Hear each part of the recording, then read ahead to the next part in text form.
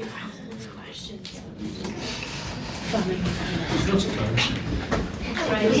This is very unceremonial, but I don't like the bell thing that Daniel does, so I'm not doing it. Well, I'd like to welcome you all to the first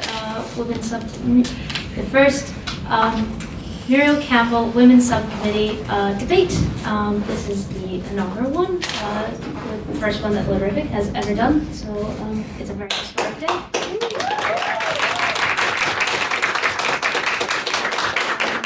For those of you who don't know, Muriel Campbell was our first female president in the 50s. I should know this. 1915. Yeah, it was ages ago, actually. It was ages. During the First World War. Yeah. Yes, during the First World War. Thank you. 1915 was during the First World War. Oh, that's right, yeah. 1915. It was 15. I should know this. It was this is bad. Shockingly early. Wow. 1950. This is bad. Okay, I'll look it up. Yes, this is bad. This is not a good start, is it?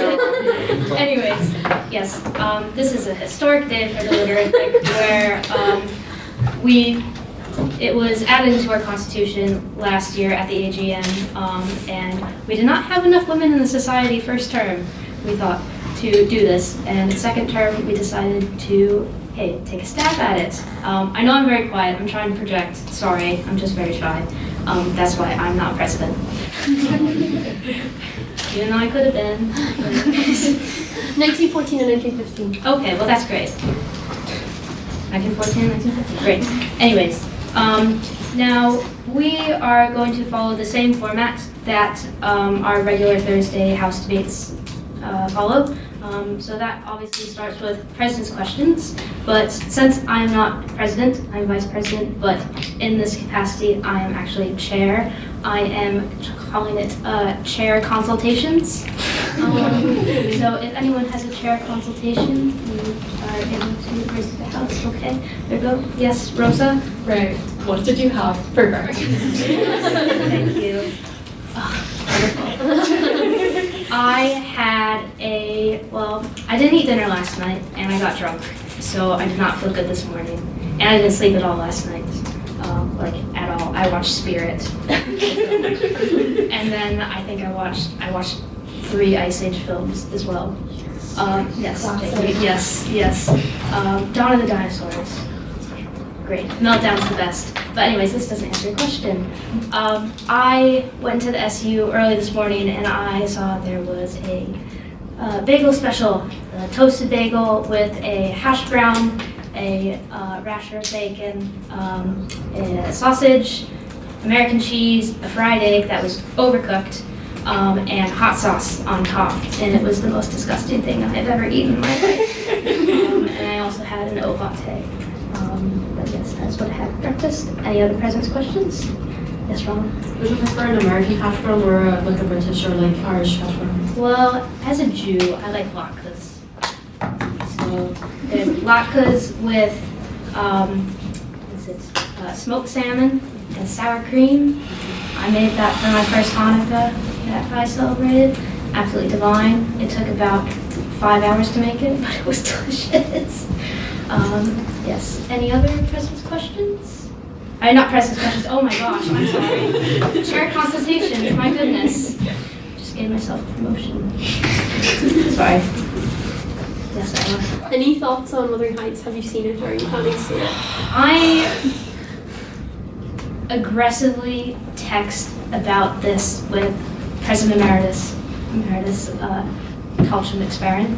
It's about all the conversation we have about how terrible it looks and how we are going to protest outside the Odeon about it. As a book lover, I'm appalled at it. I really just don't like Emerald Fennell because I don't think it's right that a aristocratic person who grew up in that privilege, first of all, Saltburn ruined her for me, just in every conceivable way. And I don't like Jake Belordi. He scares me. Yes, just not a fan. Anyways, any other chair consultations? No. Best movie, just anything. That's impossible to ask. That's like asking what is the best book. I will say my Letterboxd top four, our four favorites, is it Coraline? I always watch that when I'm sad because it reminds me of my childhood. That gives you very big insight into my childhood. And then Akira Kurosawa's High and Low. I like Japanese cinema from the 50s. Seven Samurai as well as Akira Kurosawa. And I can't remember what my fourth was, so it's obviously not important. But any other consultations? Who's the best Ice Age character? Ooh. I was like Sid because he always makes me laugh. And John Leguizamo, you know his last name. I can only just imagine him in the booth, like,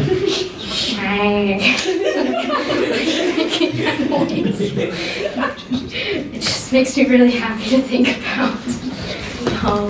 Any other consultations? Yes, President, if any. Madam Chair, you'll remember in the first President's questions we did this session, you asked me how to pronounce a certain mobile device. So I would like to ask you, how do you pronounce aluminium? Aluminum, the correct way. Yeah, you think it is, like, I'm not afraid of conflict. Go ahead, I don't care. Can you say phone? Can you say phone? Because that's what you say. Any others? Calvin? Have you been watching How to Get to Heaven from Belfast?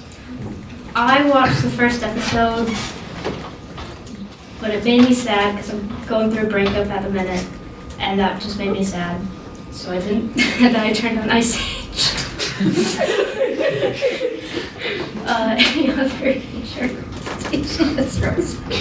What is your spiciest take? Like, if you were to make a YouTube video, what would be the clickbait title? Oh. Oh. I don't know. That's a hard one. Like, are you someone that eats pineapple on pizza, for example? Oh, no. Hey, don't you eat pineapple on pizza, Daniel? I eat anything. That's true, you eat That's true. No, on the, thumbnail of me. Let me feed Daniel a sponge. Any others? Okay, Elizabeth? Do you have a favorite album? Ooh.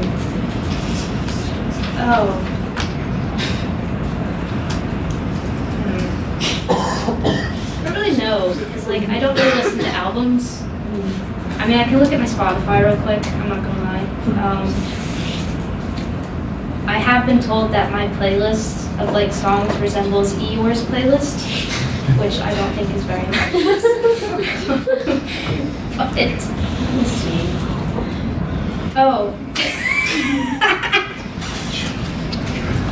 It's the Bob's Burgers music album. There's a song that's No Pants in Space that I remember listening to quite a lot when I was a teenager in high school. I can't repeat the words because it discusses certain body parts, but I'd say that was my favorite album. If there's no others consultations, we'll move on to private owner's business. This is a time to bring up if you've seen the news.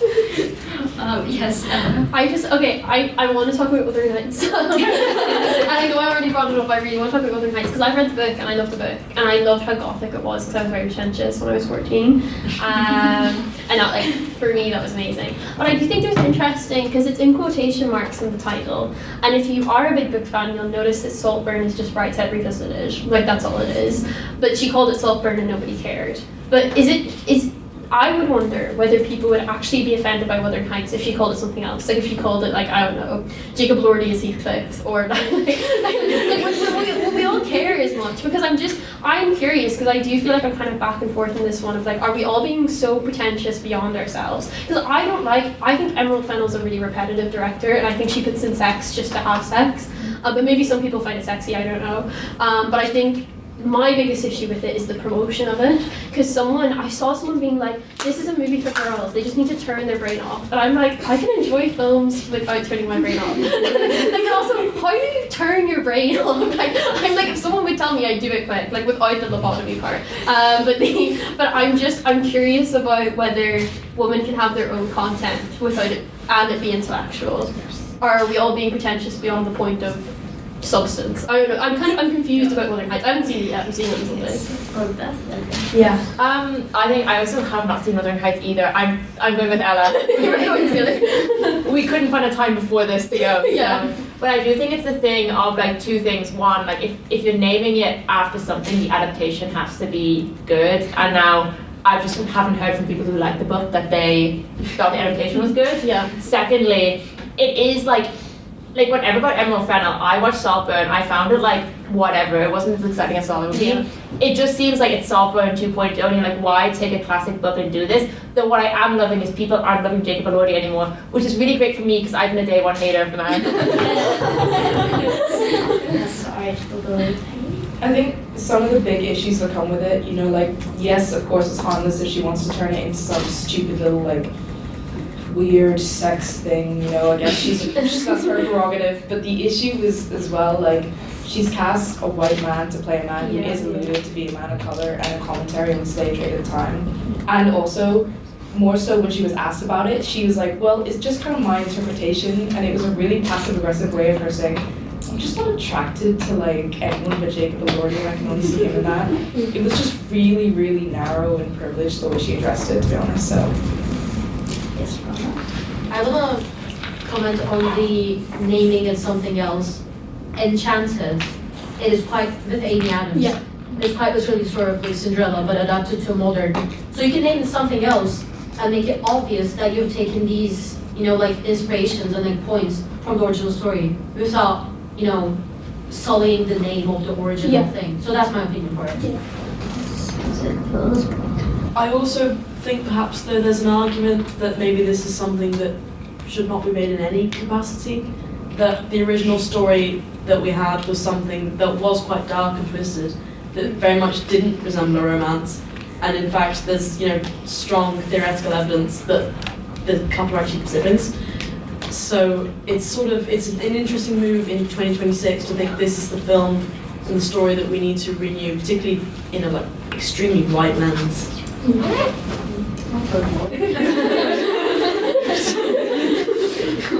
Next to the idea. I admit I've never read or watched Women Heights, but I want to say is there actually any like movie or even series adaptation of any book that actually is good? There's so many that they always are criticised, and they just because you can't do books justice by trying to force them to be specifically movies. I struggle to think of one that's even half as good. Hunger Games was pretty okay, but they missed out a lot of really good parts. There isn't anything that would really justify it. So should we keep adapting books? Because it is, at the end of the day, there is no thing that's actually worth it. I will say the Les Miserables BBC Maestro adaptation is very good and very true to the book, I would say. Because it goes through Fontaine and like she's all sad and stuff. Yes, Ash. I think it's an excellent point. However, I think I'm in the camp of, I think adaptations are great, like cultural evolutions on old material when done right. I think it's okay to have new material as long as you make changes mindfully and with purpose. And I think the whole point, like why people are upset with this adaptation, is because changes were made like blindly without like reference to the original material. So I feel like it's probably very difficult. I think like it doesn't have to be as good as the original or exactly like the original to be good. It can be good in its own way, in its own right, but it has to be good in its own way. Like it has to have that as its purpose. Like the Lord of the Rings movies, I think is like actually a really great example of like a good adaptation of a book series. I think, in my humble opinion, like the trilogy. It's good. I won't talk about the other ones, but you know, like I find that trilogy to be like different, not exactly the same to the book, but a good example of how a movie series can be good in its own right.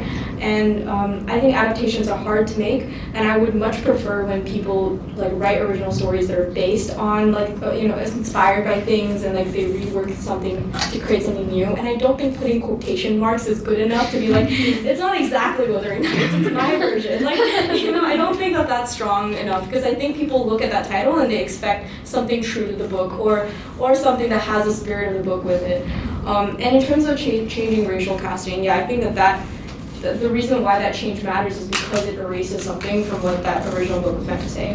So I think that's why it makes it bad, but it doesn't always, like, it's not always bad to change it if you do it with purpose, and so, yeah. Yeah, sorry, just to, I know I've already spoken, but I think the thing I missed out is the fact that the miscasting. I think it's one of those things where people get really annoyed about, like people, I don't know, if someone did Pride and Prejudice, which Pride and Prejudice in 2005 is an incredible adaptation with Keira Knightley, and like that for me justifies all adaptations.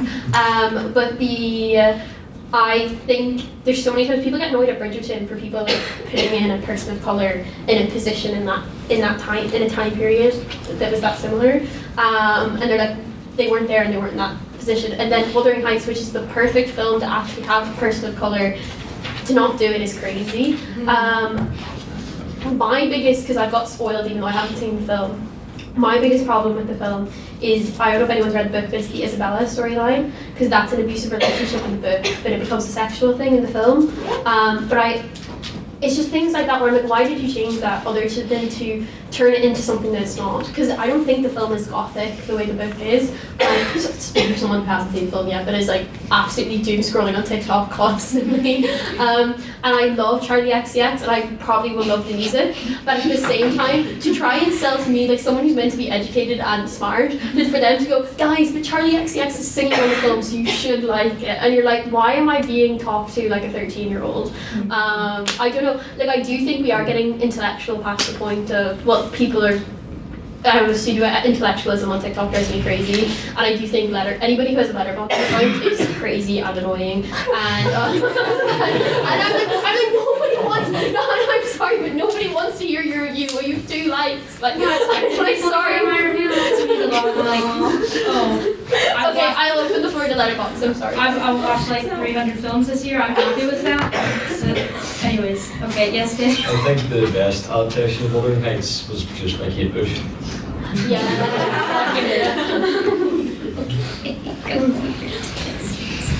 I actually was going to say my only knowledge of Wuthering Heights is that song. Yeah. But I do think that there's a trend in the modern day of adapting a source material without paying reference to the themes it was addressing and the point that it was trying to make. Like, I don't know if anybody's seen the new trailer for the new like animated kids movie of Animal Farm, which obviously is a really cool way to introduce children to communism and the concept. It's good for kids to be exposed, but I have heard that they don't address it very well, and I haven't seen it personally, but I do know from experience of, like, say, the Lilo and Stitch live movie adaptation. Like, guys, Ohana means family. You cannot watch the original movie. But it is something that I think has been happening more and more often in recent times. I will say that you can watch the 1950s version of Animal Farm, the cartoon, on Amazon Prime, and you can find it on my letterbox. But anyways, I think we'll stop the private member business there and move on to our vote, our opinion. So, we'll do this. I'm at every debate, I should know. So, the motion before this House is this House would decriminalize sex work. So those voting for the proposition.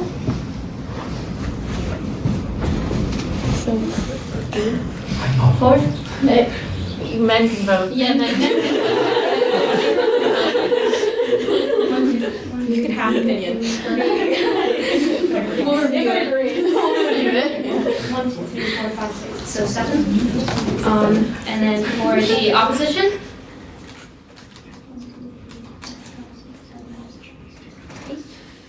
Great. 8. And abstentions. So it's like neither. You just like, yeah. 1, 1, 2, 3, 4, 5, 6, 7, 7. And I'll say Madam Secretary. Madam Secretary. So we've got 6 votes for the proposition, 8 votes for the opposition, and 7 abstentions. That means it doesn't much fall now. No, it doesn't. But we continue.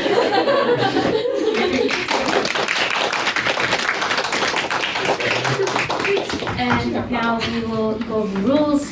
It's just like the Chamber House debates. First and last minute are protected time. That is signified by the bell. Please ring the bell. That's what it sounds like. We've been hitting on women.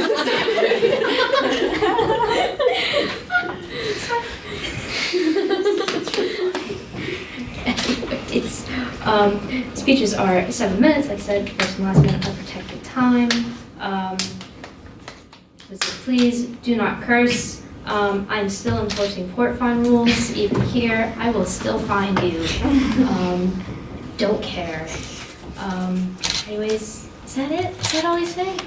POIs? Oh yes, POIs. I forgot about POIs. Okay, so if you want to raise a question, POI for a speaker at the lectern, please raise your hand, say on that point or point of information. They can accept or decline. Please keep your POIs short. I've had to overcook people with POIs today. I don't want you going past 15 seconds, please. And please leave at least 30 seconds between, 15 seconds between asking one POI and then someone asking another. Otherwise, you will be hit with my hammer. Well, I can't say Daniel's hammer, can I? Sorry. Wow, sorry. I'm sorry. Hit with the hammer for barricade. Anyways, yes, I call on first proposition, Emily.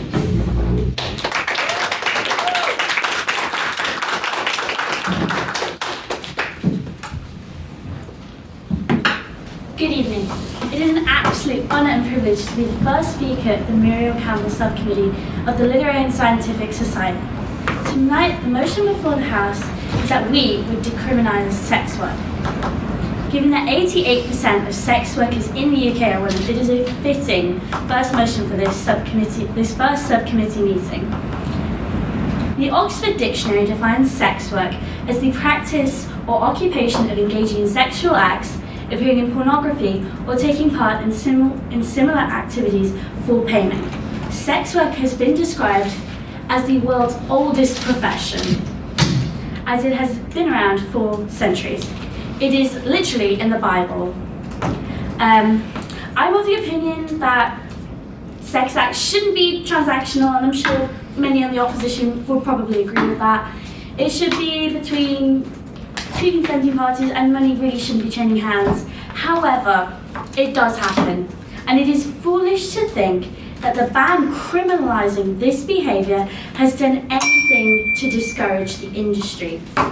Sex work has been criminalised for hundreds of years, and despite its illegality, it continues to thrive.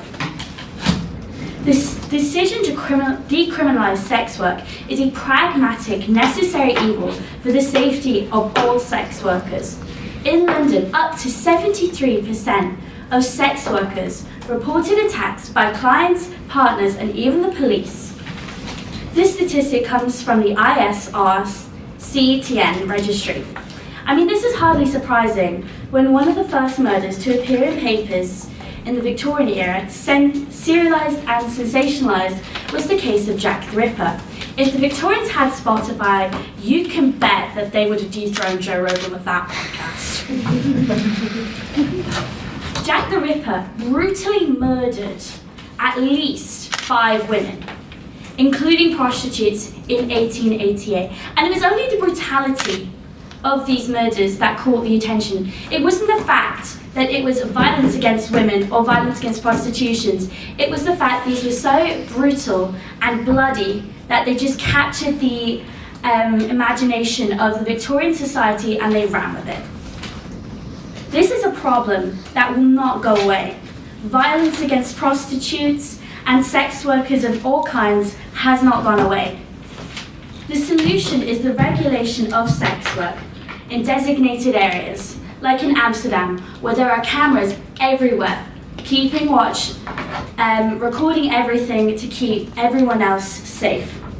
Unions would also be beneficial to sex workers, because if their work was decriminalised, it would offer protections from manipulative pimps who would keep earnings for themselves, and they would have no way to fight back.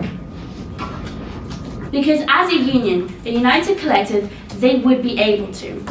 And at the end of the day, sex work isn't a job that most parents want to hear mentioned when their child is asked about what line of work they want to go into. However, there are plenty of less than desirable jobs out there. I mean, look at the auditor of the UCD LNH Society. Who would want that job? Fundamentally though, the criminalisation of this industry can be compared to that of marijuana. Morgan Freeman once said, marijuana prohibition is just the stupidest law possible. And I personally think that can apply to the laws criminalising sex work.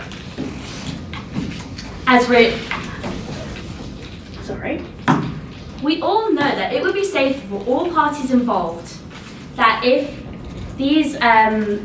marijuana and sex work were decriminalised, they could be regulated, and that would be better for all parties involved. But outdated views block this, which is why for the physical safety of everybody involved, we must pass this motion. Thank you.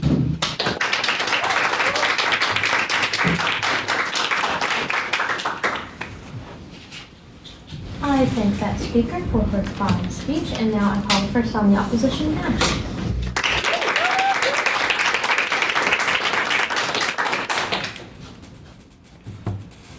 Imagine a woman standing in a doorway late at night. She knows the pattern, the knock, the price. The quiet understanding that whatever happens next, the risk will be hers to carry. Tonight, something is different. The man hesitates. He asks questions he never used to ask. He watches the street. When she sets a boundary, he pauses. Nothing about her life has suddenly improved. She is not safe, she is not free. But for the first time, the imbalance in the room has shifted. Just slightly. For the first time, the law is not aimed at her, but standing somewhere behind her. And sometimes that is what protection looks like. Because the real question tonight is not about whether violence exists. It does. The question is what kind of society we build in response to it. And that is where the Nordic model matters.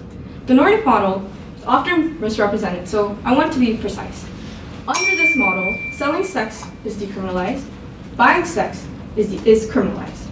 Pimps, brothel owners, and third-party profiteers are criminalized. The state explicitly recognizes that those in prostitution are vulnerable and not criminal, and crucially, the model is paired, in principle, with exit services, housing, healthcare, and support.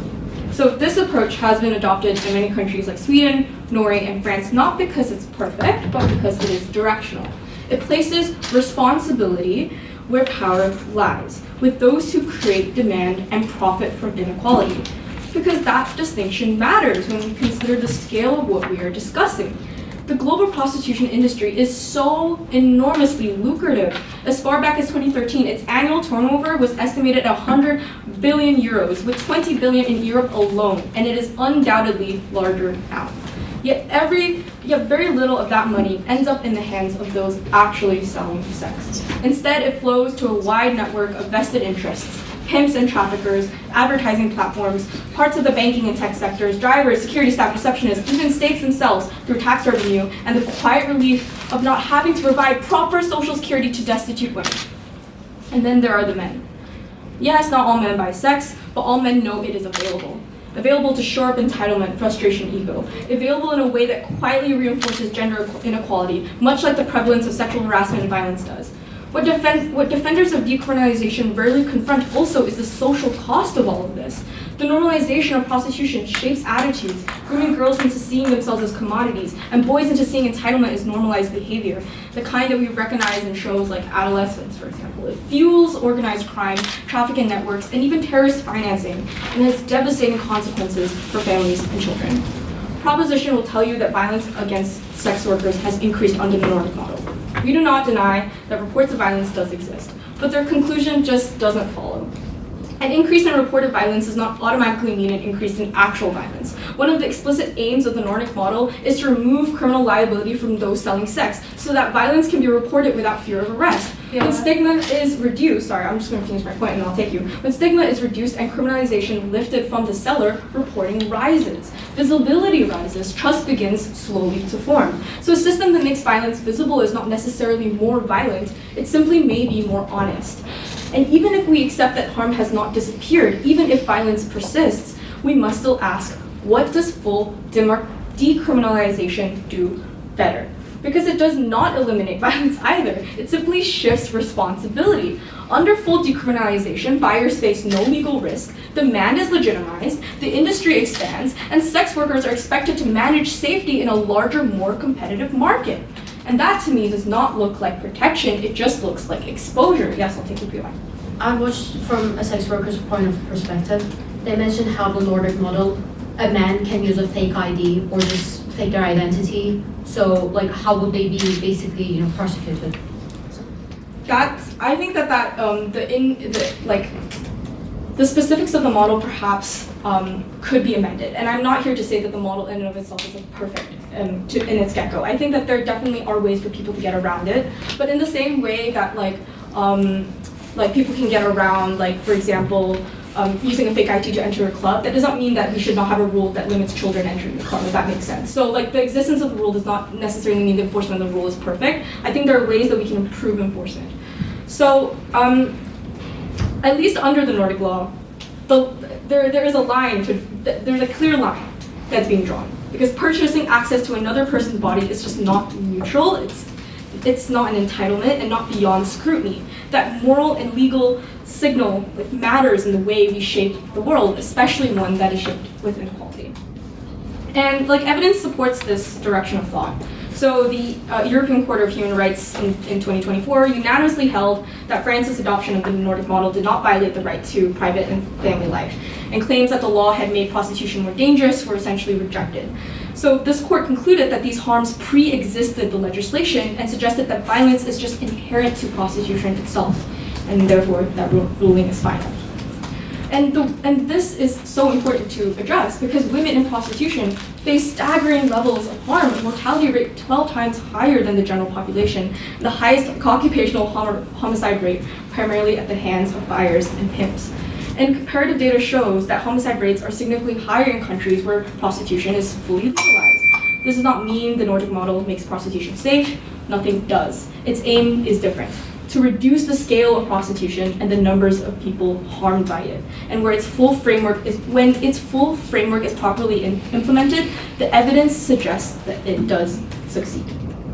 Now, I want you to think back to the girl standing in the hallway waiting for the knock on the door, and the impact this law has in protecting her in some way. It does not necessarily mean she is fully safe, but what it does mean is that when she goes to report violence against her, she will have the confidence that the law will be behind her. Thank you.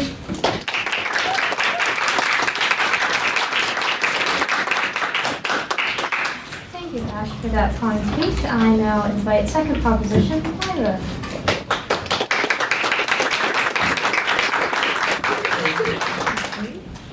I'm going to start my speech with a story that might seem not relevant, but I promise there is a point to it. A little over 2 years ago, I lost my grandmother, leading to a promise that I would say yes to more things in my life.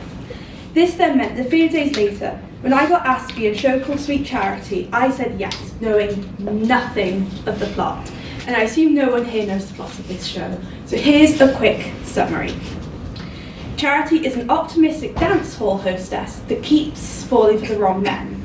That is until she meets Oscar. There's some sweet love songs, an iconic but agonising marching band number, and he dumped her on her wedding day because of her past. But what past? Oh, of course, the dancing is only a metaphor for sex.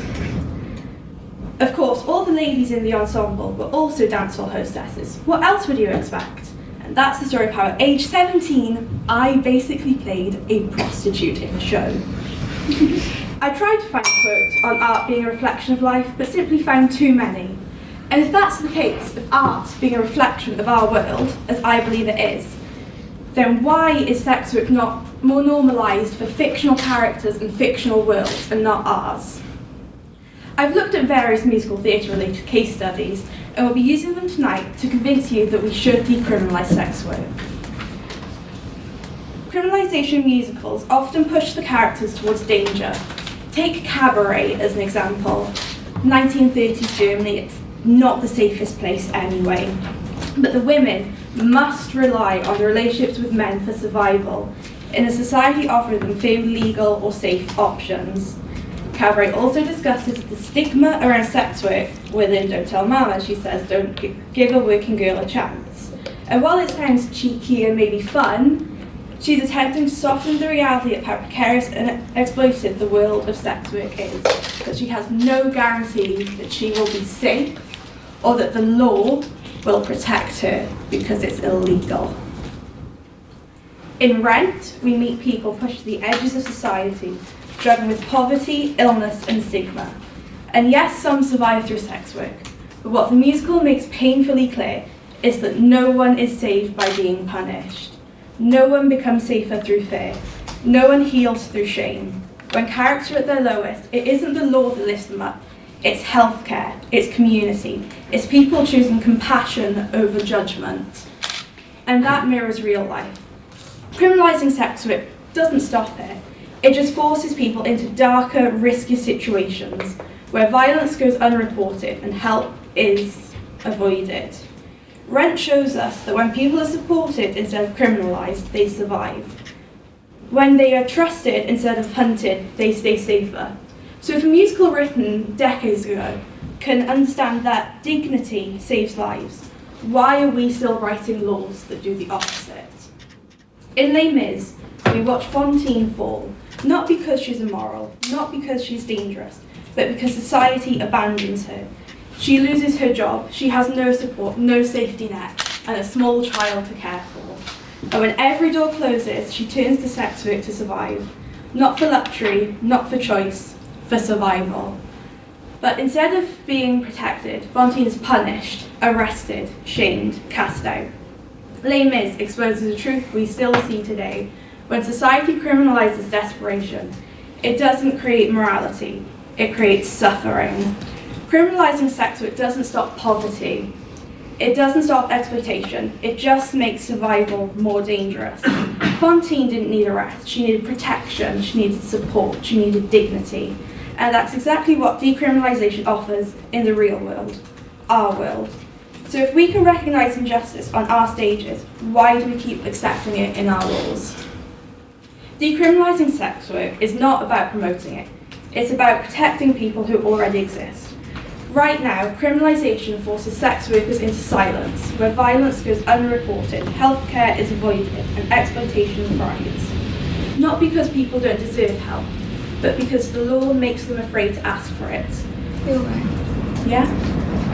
I guess the model that we were talking about for criminalization is one that where sex workers themselves are not charged with any crime for selling sex, but just the people who like profit off them. So how do you think that that addresses like your point? I think it's more that, at least in the case with Les Mis, it's not necessarily that anyone higher up profits, it's that she has to do it to survive, to provide food, maybe even for shelter.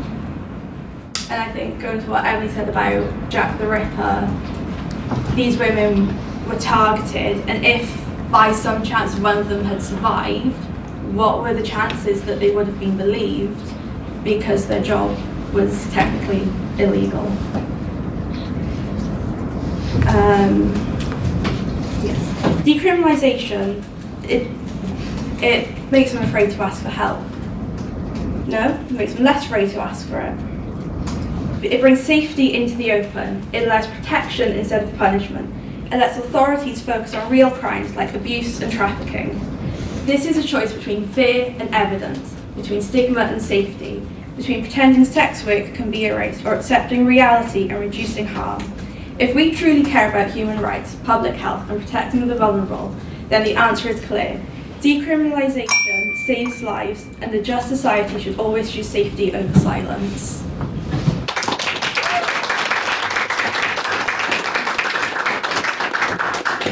Thank you, Lyra, for that fine speech. And I now invite Peggy, who is making her maiden speech as well.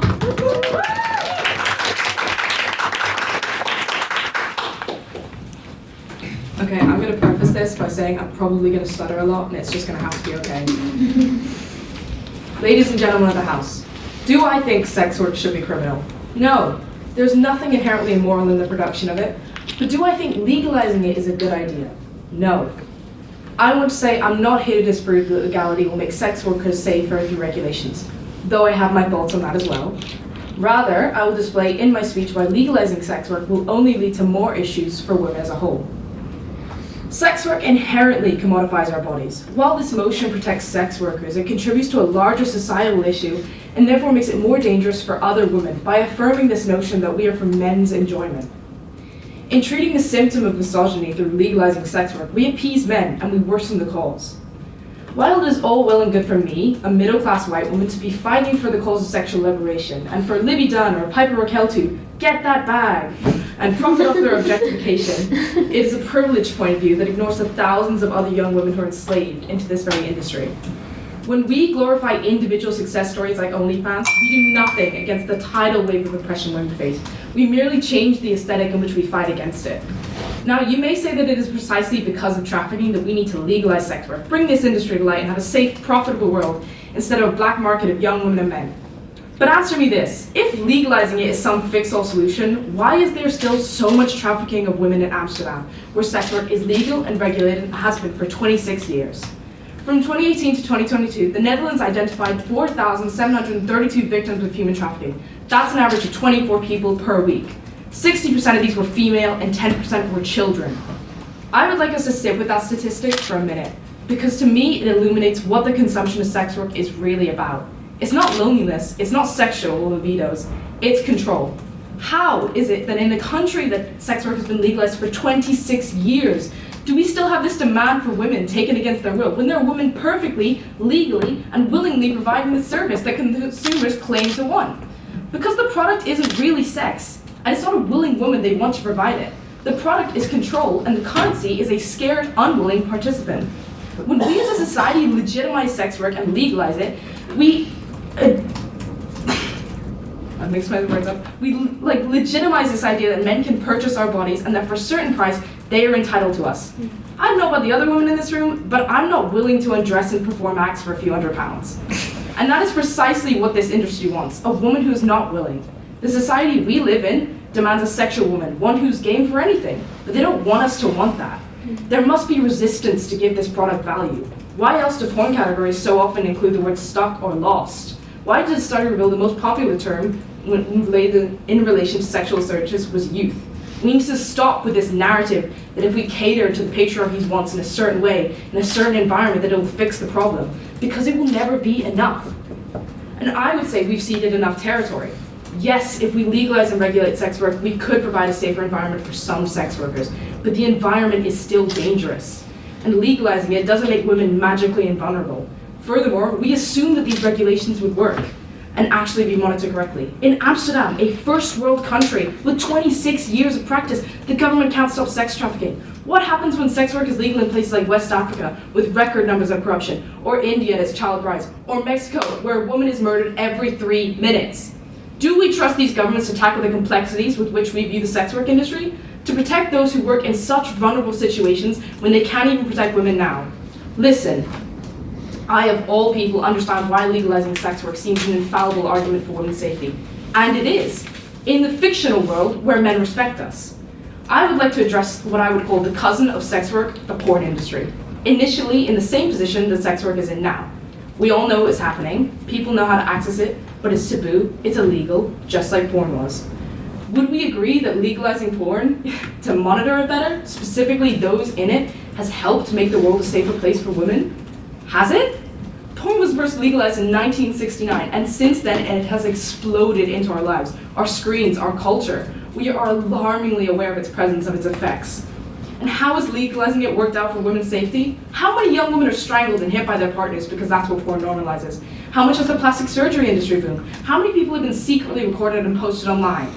Did legalizing this protect women? Did it satiate the demand? Or did it just throw fuel on the fire? A 2010 research study analyzed 50 popular porn films and that found that out of 304 scenes, 88% depicted physical violence and 49% verbal aggression. The line drawn between consensual and non-consensual acts in pornography is extremely blurred. To bring this back to the motion at hand, I would argue that consent becomes even harder to define in a society where money can be exchanged for someone's body, especially when so often this exchange comes with this weird dance of coyness and non-consensual consent. I think most people in this room would agree that porn becoming mainstream and easily accessible is irrefutably a scourge on our society. Will we not learn from this mistake? Will we let this happen to sex work too? I want to be incredibly clear. I do not believe that sex is immoral, that we should all hide it away. But I do think that when we as a society, when we in this house as women say, yes, you can give us money for sex, we affirm this notion that that's what a woman is. Tell me, when men start to see that they can purchase sex from a woman, or a man, not judging, like they're buying milk from a shop, do you really think the historically dense half of our species is suddenly going to grow the emotional intelligence to differentiate between a willing participant in sex work or a woman who's playing hard to get? They already can't find the clitoris or tell them and then no one really screams that much. They already think it's okay to choke and slap and spit and degrade women in bed because it's so mainstream. Do we really trust this population to responsibly consume sex work? I'm just going to skip to the end here. To legalize sex work is an attempt at whack-a-mole. For the small portion of women we protect with regulations, assuming these even work, we unleash a far more dangerous beast onto everyone else. Would we legalize heroin because it would regulate it better? Would we lower the drinking age because we could see what young people are doing? So why is it different when it comes to women's bodies? Thank you.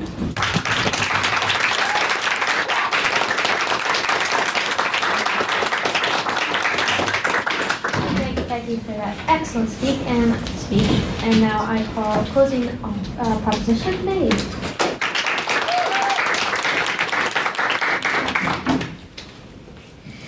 Welcome. So, decriminalising sex work sounds the same, I'm aware. Opposition will try and tell you that it will increase abuse to women or increase trafficking, but I don't believe this to be true. Just to refer that when I do talk about sex work in this bit, I'm mainly referring to prostitution over pornography. So don't be acting like I'm saying we should outright decriminalise all sex work. Let's bring it back to what, for some reason, so many speeches of my speeches come back to. Regulation. Let's look at the laws surrounding pornography. It's legal to distribute, produce and sell all pornography as long as it involves consenting adults and doesn't portray dangerous situations such as sexual assault or dangerous wounds. This is an example of how regulation works in a beneficial way for all parties. While trafficking, exploitation, other illegal pornography obviously does exist, and I won't deny that at all, with the regulation in place, this takes place much less often than if it would if all pornography was legal. How do I think this? Well, common sense.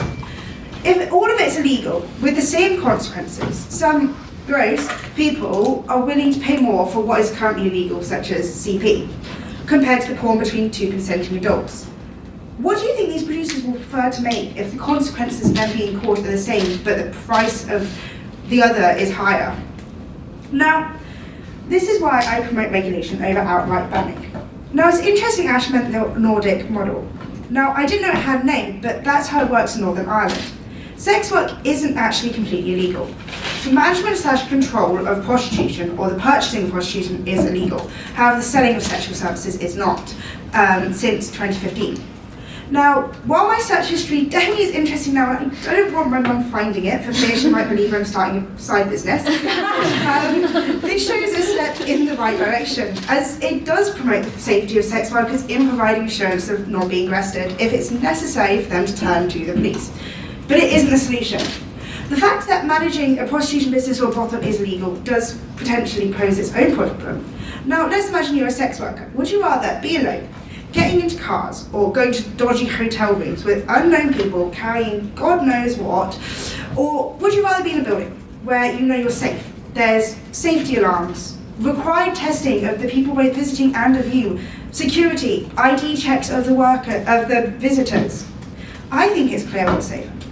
Or what if you were the customer? Would you rather know for certain that the person that you are hiring is clean from STDs and trusts you? Or would you rather them be potentially carrying something and feel unsafe and on edge the entire time? Yes, exploitation might still occur, but because these businesses would now be legal, it can be monitored closely, instead of being completely hidden away, as it is now. This would enforce safer and fairer working conditions.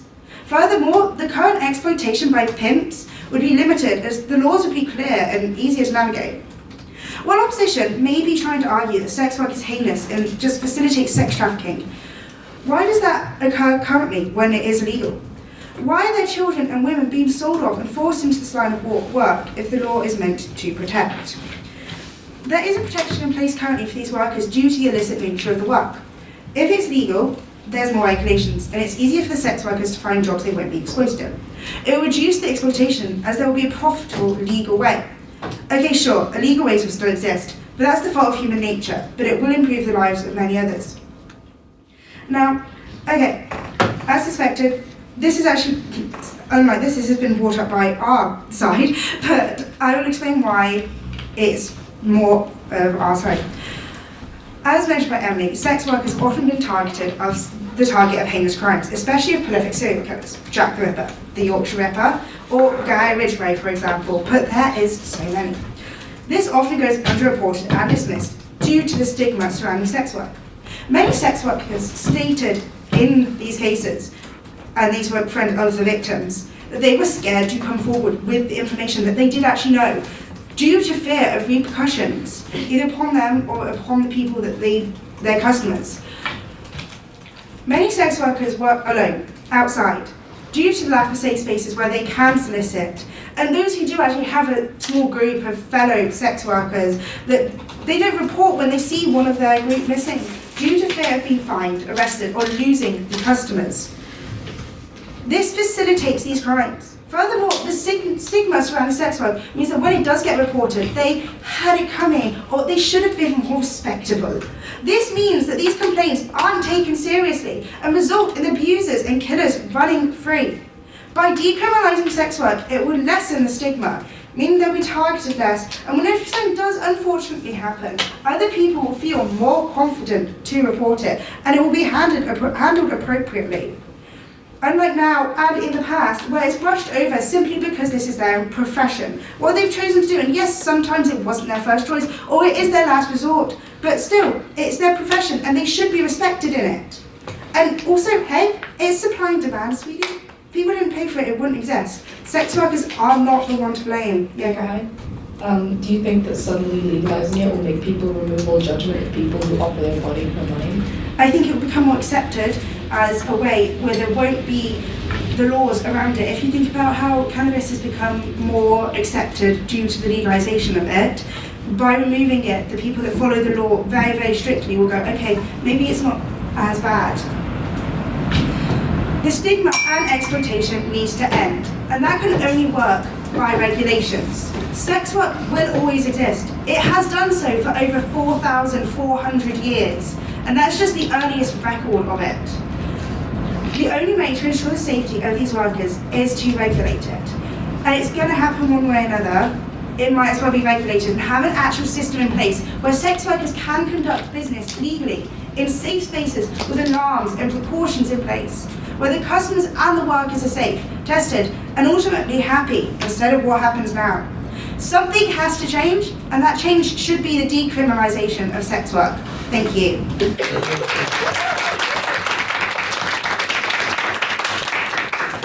I thank Maeve for her fine speech, and now for Rosa to close for the opposition.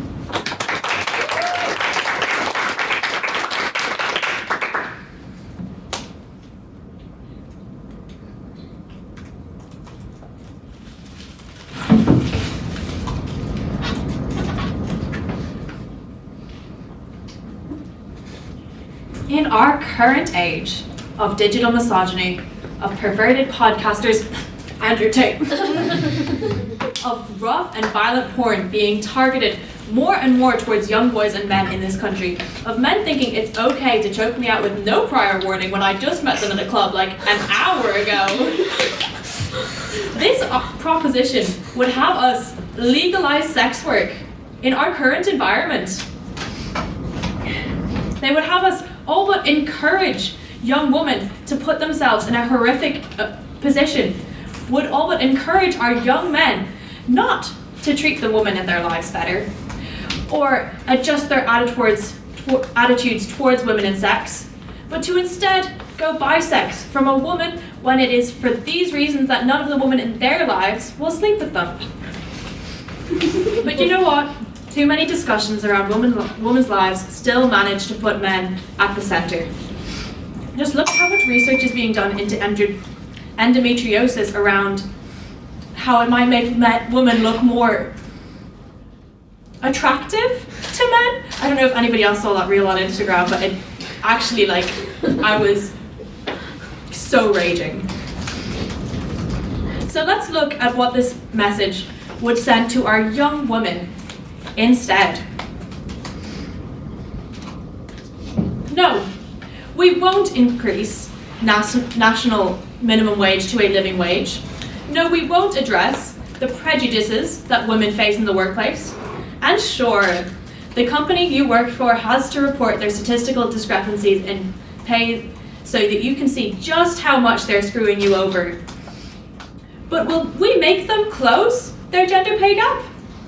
Let's not be ridiculous, girls, okay? Stop getting ahead of yourselves. Don't be delusional. They're saying, go on. We know it's impossible to get a job in the current climate that will realistically pay you enough to make a satisfactory standard of living. Here's our solution.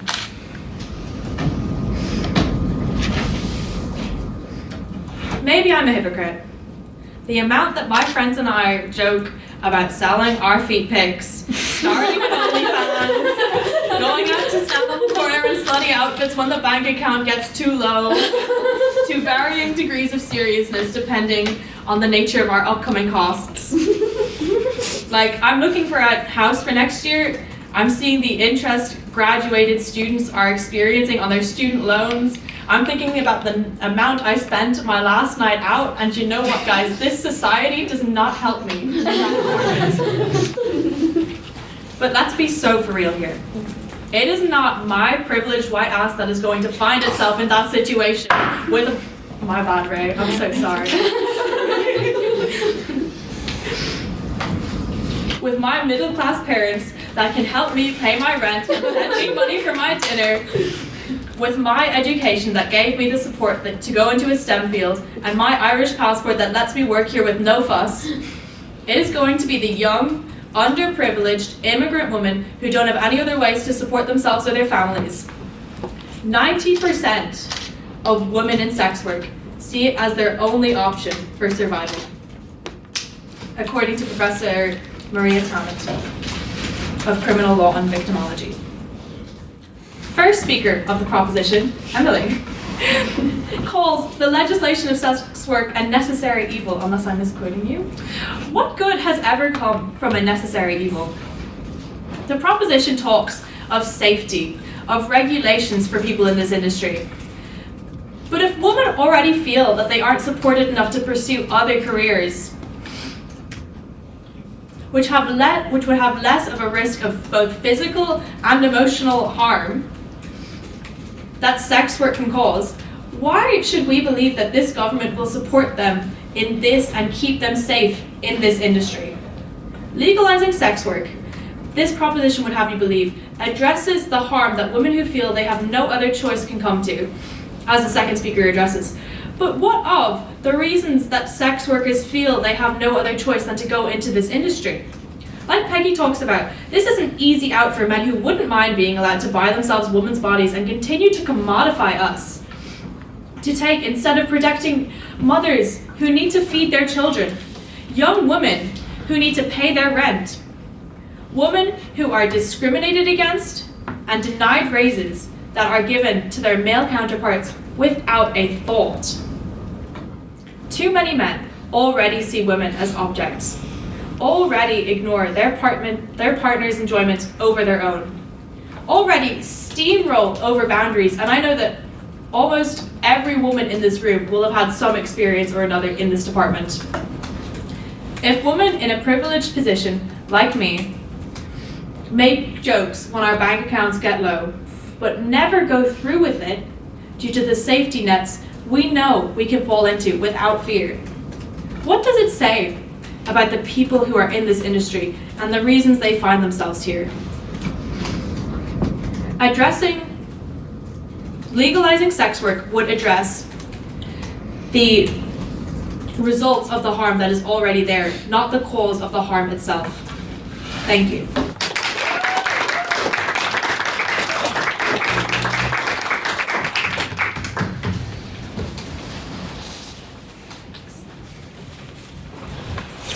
Thank everyone for the wonderful debate. We'll move on to questions. Does anybody have a question for the proposition?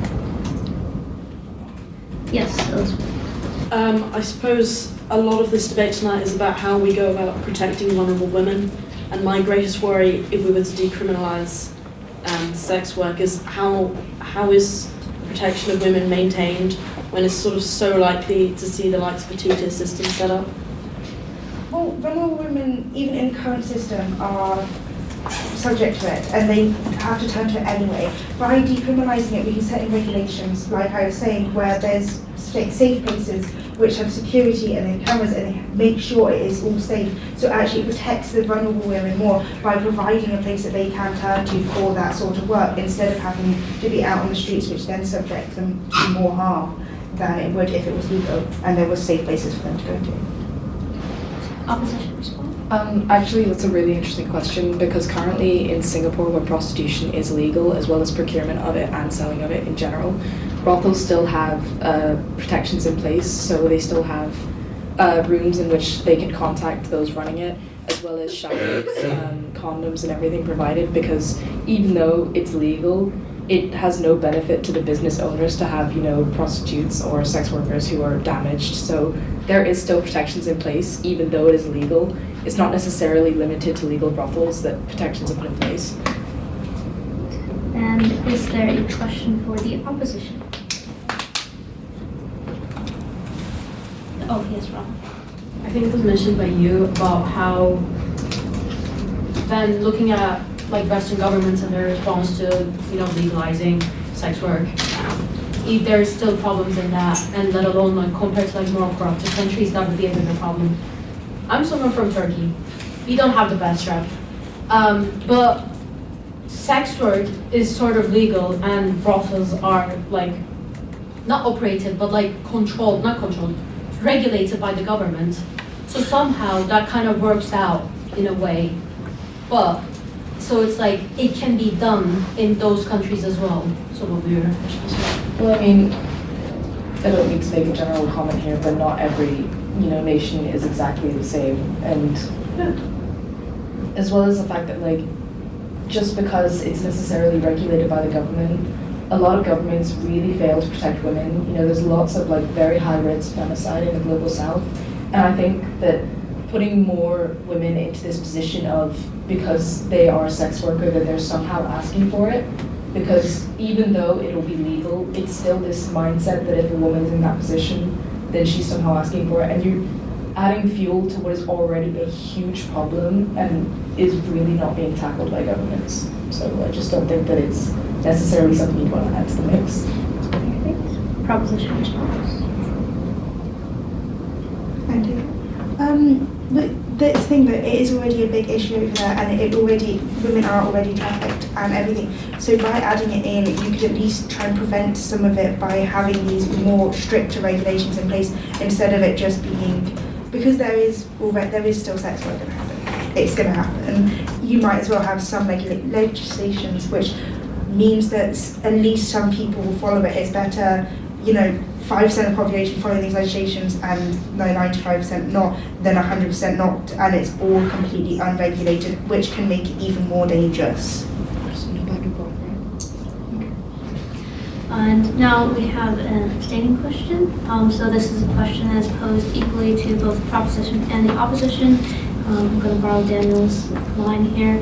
If you if you start your question, oh, this is more for the proposition, or oh, this is more for the opposition. I played baseball in high school. I can throw this very accurately. So do we have any abstaining questions at all?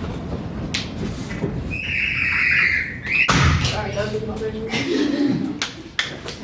Any abstaining questions? Yes, so is there.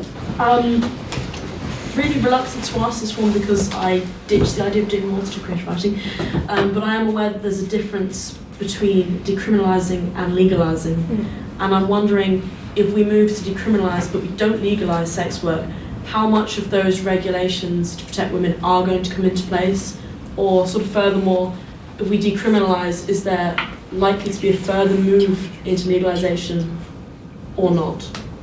Go proposition first. I mean, none of us are law students, but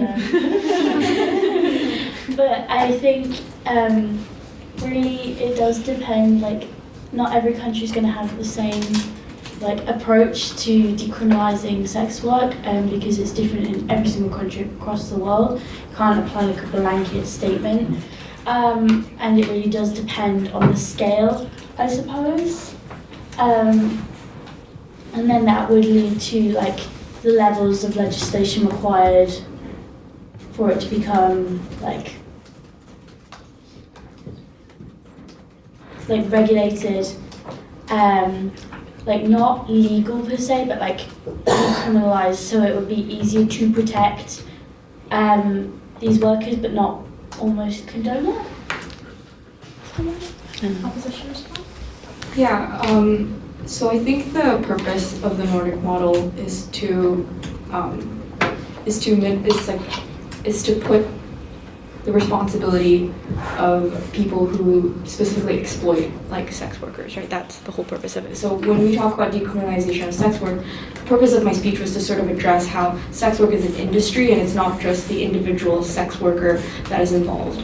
And the hopes is that selling sex in and of itself won't be illegal, but those that purchase sex and choose to participate in will be held liable for their actions. So when you talk about decriminalization, you're essentially also saying that the person that purchases the sex and I think is doing an exploitative act, regardless of what regardless of other people's beliefs. I think that it is inherently exploitative because of that transactional nature, and so that is the moral line that's being stood here.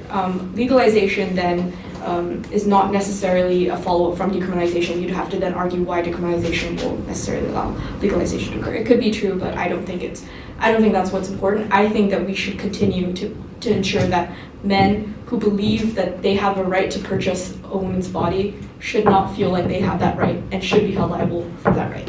That's all. Thank you.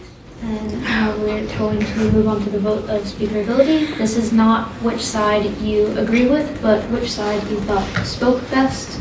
Can I have a show of hands for the proposition, please?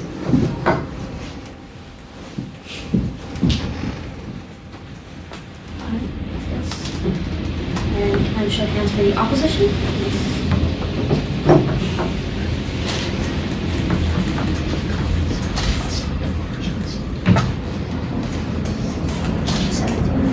And any abstentions? Okay, political there, aren't you? PC? Yeah. Can I have the speaker vote, please? So with 5 votes for the proposition, 17 votes for the opposition, and 1 abstention, the motion falls and the opposition takes it.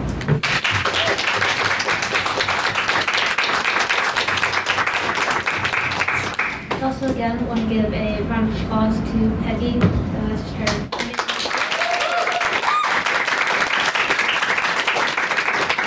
That's exactly why we're doing the subcommittee, so women who aren't particularly comfortable speaking in chamber, I can't call it any men, who don't want to go against certain individuals and say that in a speech. This is a safe space for you to just try out debating for fun.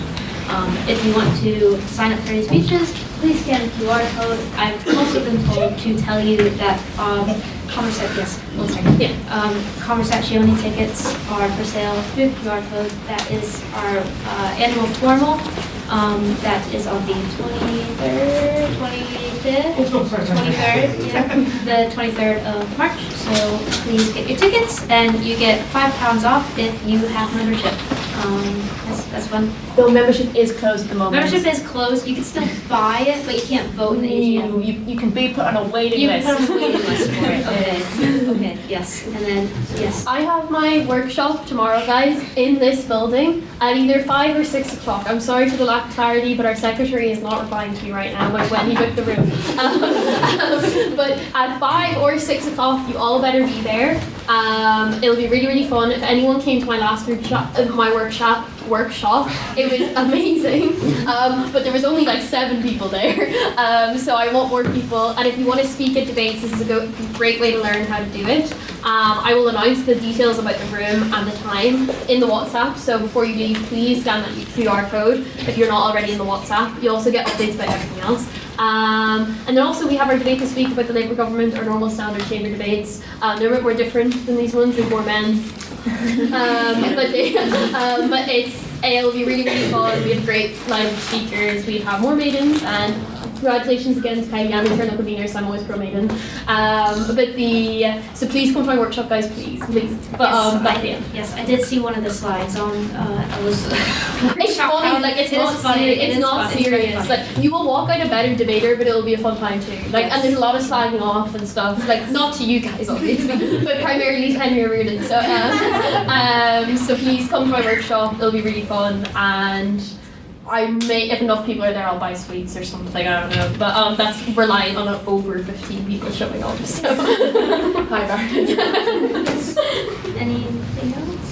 No? Great. Right. I call this meeting adjourned.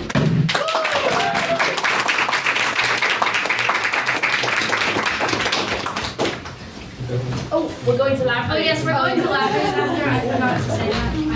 Or SU, depending on the vibes. Well, I'm going to the quiz. Oh yes.